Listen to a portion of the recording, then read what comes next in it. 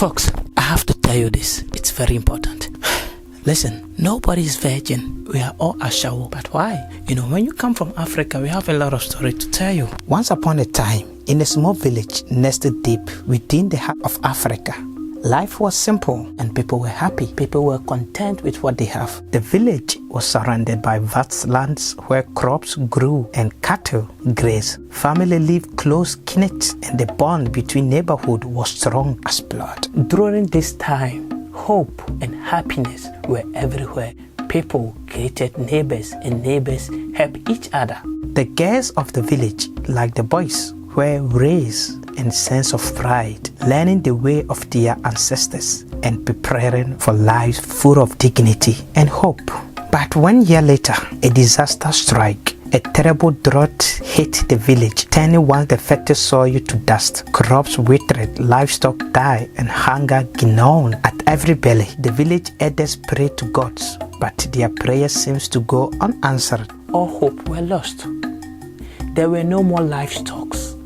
Sickness came upon them, and they were dying. No more food, no more water. Soon the villagers found itself desperate state.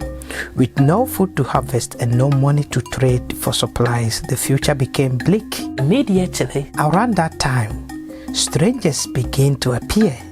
They were wealthy traders from cities, sleek with fine clothes and shiny cars that dazzled the eyes of the starving villagers.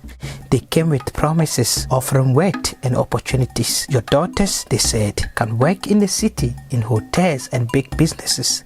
They will earn more money than could ever imagine. Just imagine a stranger just come to your village and say you're gonna have a lot of money if you allow your daughters to work in the city. Now keep listening. At first, the villagers hesitated. They knew that sending their daughters away to the city might change them forever. But the hunger in their stomach overpowered their fears. Slowly, the strangers began to take the girls one by one, promising them better lives. They promised the parents that they would take their daughters into their city and they will work, and the money they will bring back to the village for them to survive because there is no hope. Once in the city, the promise unrevealed.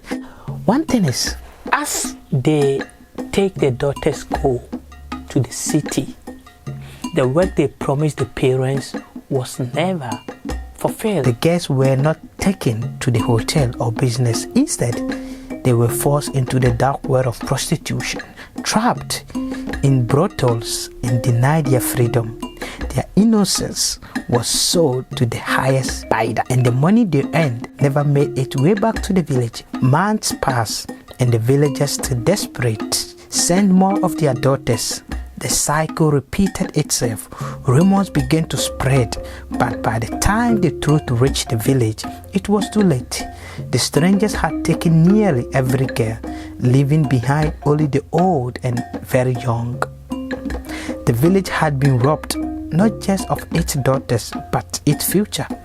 A deep sadness settled over the land. The girls, now lost to the city, had become strangers even to themselves, trapped in a world of exploitation and pain. The village, once full of laughter and hope, had become a shadow of itself from foreigners. And so, the tale of how every girl in the village became a victim of exploitation spread far and wide, a cautionary story of desperation, deception, and loss.